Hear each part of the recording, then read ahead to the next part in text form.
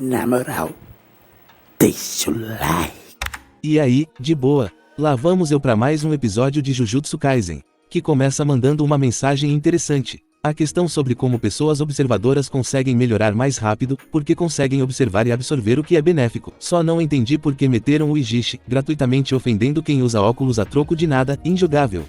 Mas bem, em seguida voltamos para a luta entre Todou e Itadori.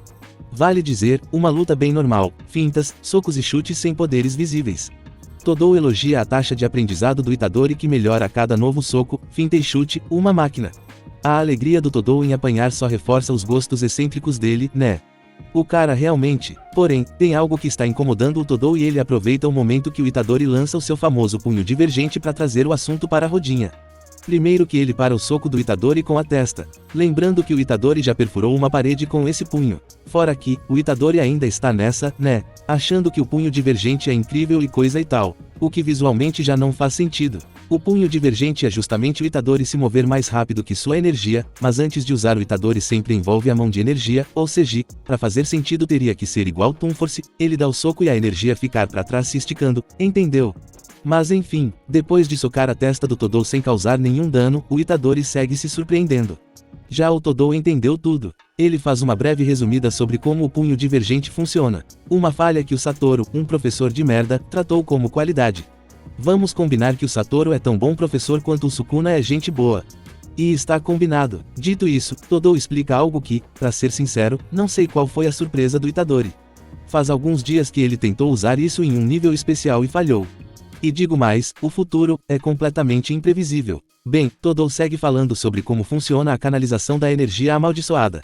O que vale comentar, essa falta de firmeza me quebra. Dizem que a energia nasce no umbigo, como assim dizem? Em 1000 anos de feitiçaria, ninguém sabe onde a energia nasce, ninguém sabe a importância do cérebro também. Impressionante como 1000 anos foram desperdiçados. Fora que, como não existe aulas básicas sobre o uso da energia amaldiçoada, o problema do Itadori nasceu. Um drama e um problema que não deveria existir, já que você ao frequentar uma escola, se supõe que você vai aprender o básico e depois focar em uma especialidade. Tudo que o Itadori aprende sobre Jujutsu é fora de uma sala de aula. Chega a ser impressionante. O Todou, um aluno de outra escola, ensinou mais ao Itadori que o Megumi Nobara, seus colegas e supostamente, mais conhecedores que ele, e ensinou muito mais que o Satoru, um especialista na área. E Todou não precisou nem de uma hora para entender. Ele explica o conceito da canalização, a energia nasce no umbigo, então sobe o tronco, percorre o braço até chegar na mão. Porém, ele diz que o conceito de dividir o corpo em partes é justamente o que está causando o atraso. O que é engraçado, já que não faz sentido. O Itadori claramente tem energia na mão quando ataca, mas bem, o Itadori sofre do mesmo problema do Midoriya, a vantagem dele é que tem força física. O pessoal fala muito de Bleach, Naruto, mas esquece da academia de heróis. Acho que toda a animação é isso, uma mistura de várias ideias com um toque, um tempero da autora. O que vale pensar, é muito louco como o drama do Midoriya resiste por umas 3 temporadas quando nem precisava ter existido de tão besta que era para resolver. O Todou perde alguns minutos para dizer, é só pensar que a energia está no corpo inteiro. E Blau, o Itadori não tem uma dúvida, uma pergunta. Ele simplesmente aprendeu a usar a energia. E enquanto a batalha / aula intensiva do Itadori e Todou entra em um novo nível. Voltamos para a dupla Nobara e Panda. A Nobara está cheia de ódio. Primeiro que ela já não gostou da Mai. Ela tem um ódio quase que natural. E depois que a velha múmia tentou organizar para Kyoto derrubar o Itadori, a Nobara criou um ranço por Kyoto como um todo. Mas, quando ela estava destilando seu ódio para que a Mia pudesse se embriagar, um disparo de luz saiu da mata e varou o Panda. Inclusive, tem uma leve inconsistência nisso, mas também não é um problema. De qualquer forma, quem lança esse raio de luz, que supostamente é um raio de calor, é o amigo Mekamaru. O Panda cai, aparentemente morto. E o Mekamaru decidiu sair do meio da mata. Essa sequência é boa, porque, por exemplo, eu já assisti. Então sei o que vai acontecer. Ainda assim, só lembrei da Mai agora, enquanto faço o texto para o vídeo. Pelo menos para mim, a forma que a sequência acontece, me faz esquecer que a Mai está lá escondida em algum lugar. Enfim, seguindo em frente. Enquanto o Mekamaru se revela e cobra a Nobara que estava zombando dele há alguns segundos atrás. Particularmente, não sei o que é Pepper Kun. Calma, acabei de encontrar um Twitter de um maluco explicando. Pepper é um robô, pior que parece, né? Dito isso, temos um momento que só existe em mundos de fantasia. Uma pessoa que não aparenta ter nem 15 anos querendo dar lição em uma caloura e isso diz muito sobre o desejo de ser jovem do japonês. É bom ser jovem, mas a vida é mais que isso, por exemplo, ser jovem e rico, enfim. A Mia está querendo mostrar sonoridade feminina pra cima da Nobara. Porém, o panda achou por bem se levantar. Ele diz que estava brincando e salta contra o Mekamaru, o infeliz ainda consegue acertar um soco. Não sabia que o panda é um canguru. Maluco pulou uns 8 metros, fácil. Já o Mekamaru, esse daí pode se dar ao luxo de ser relaxado. Não é como se ele fosse sofrer consequências reais se a marionete fosse destruída. Bem, depois do soco, Mekamaru, o real aparece. Ele ficou furioso depois que o panda insinuou que eles fossem iguais. E digo mais, acho que ele ficou um pouco furioso demais. Maluco criou uma broca infernal no braço direito e tentou triturar o panda. Muito bonito, mas nada efetivo. O panda aproveita a calmaria para questionar o nível do Mekamaru, que está a meio passo do nível 1, o que faz dele muito mais forte que o panda que atualmente está a meio passo do nível 2. Nada como uma luta entre o bem, o panda e o mal, Mekamaru. Onde o mal é muito mais poderoso. Bom, o que dizer, esses níveis de poder nunca servem de nada. Só existem para criar esse tipo de enredo, onde o panda derrota alguém mais forte que ele. Vale dizer que o panda é muito babaca também. Ele sabe a verdadeira força da Maki, mas colocou ela como sendo a mais fraca. Só não perdeu para o Itadori porque esse nem aparece na lista. Bem, hora de aprender um pouco sobre corpos amaldiçoados. Segundo o que o Yaga diz, é um nome genérico dado a objetos inanimados que hospedam maldições e operam de forma independente. Não acho nada genérico, inclusive, ele descreveu um robô ou qualquer máquina programável. Ele seguiu dizendo que corpos amaldiçoados artificiais possuem um núcleo, o coração. Se entendi bem, o que o Itadori enfrenta no segundo episódio ou é no terceiro. É só um corpo amaldiçoado. Já o panda, ele possui um núcleo, logo ele é um corpo amaldiçoado artificial. Assim, sem querer causar intriga, mas os dois são artificiais. Agora, não entendi o porquê usaram um manequim que a Nobara destrói como exemplo já que era um espírito amaldiçoado. Ou, isso significa que na verdade, o manequim era um corpo amaldiçoado criado pelo espírito. Não faz sentido ser, ou então, o manequim não teria sido morto. Quem fez o exemplo não leu o livrinho. De qualquer forma, Yaga segue explicando, ele revela que o panda é a sua maior obra-prima. Como um especialista em marionetes, ele criou o panda, um corpo amaldiçoado que possui consciência. Ele diz emoções, mas consciência faz mais sentido pra mim. A história ainda explica mal, né? O panda não é especial só por ter nascido com emoções, a explicação ignora completamente o fato dele crescer. A não ser que os núcleos do panda sejam trocados de corpo com o tempo. Sinceramente, não quero entender o porquê o cara criou um panda filhote, no lugar de criar um corpo de um panda adulto logo de cara. Mas quero entender por que o panda não é o panda. Bom, a explicação acaba e voltamos para a luta. O panda foi sem massagem e espancou o Mekamaru. E digo mais, também não quero entender o porquê ele deu com a bunda no cara. Vai ver que é comum entre os pandas. Bem, depois de humilhar o Mekamaru, panda fala que se sentiu machucado e que vai machucar de volta. Isso porque o Mekamaru ficou muito ofendido por ser confundido com alguém igual ao panda. Agora, se você pensar com calma, vai ver que o panda é bem babaquinha. Porque ele explica que nunca ouviu falar de outro ser igual a ele. O panda bate esse martelo ao dizer que se existisse outro corpo amaldiçoado por aí, ele certamente ouviria algo. E conclui que o Mekamaru só pode ser alguém controlando uma marionete de algum lugar seguro e, que o mais inteligente no momento é destruir a marionete. O nível de força já se tornou irrelevante, mesmo sendo mais fraco, o panda está bem confiante. Dito isso, se ele já sabia, chamou o maluco de corpo amaldiçoado porque foi intencional, agora o que ele queria com isso, aí já não sei. Com isso dito, o Mekamaru explica o porquê ele odeia o panda, é engraçado que ele odeia só o panda quando poderia odiar a humanidade. Mas bem, Mekamaru revela um nome, a restrição congênita, que já vi chamarem de restrição celestial e se posso dizer, prefiro a última e vou manter. Bom, a restrição celestial é semelhante a restrições autoimpostas. A diferença é que as restrições celestiais não são decididas pela pessoa, ela nasce com a restrição. É tipo nascer e ter que aceitar regras que você não concorda. Seja bem-vindo à realidade, seu. Voltando, Mekamaru revela que nasceu sem o braço, sem a parte inferior do corpo e sua pele é ultra sensível a qualquer fonte de luz. Ele revela que vive com o sentimento de que milhões de agulhas estão perfurando a sua pele. E em troca, ele recebeu o bônus de energia amaldiçoada e de distância, ele pode manipular marionetes a quilômetros de distância. Mas ele confessa que trocaria tudo isso por um corpo normal. E, segundo ele, ver o panda andando tranquilamente sobre a luz o irrita profundamente. Só que, o panda anda livre por aí, igual a todo mundo, sabe? Na verdade, ele nem pode andar tão livre assim, ele é um panda adulto. Em outras palavras, ele só está sendo preconceituoso com o panda. Dito isso, ele usou o discurso para ganhar tempo e ativar sua arma mais poderosa.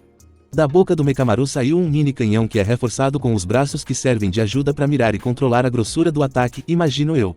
Ele mira isso no panda que não teve outra escolha a não ser tomar o golpe na cara.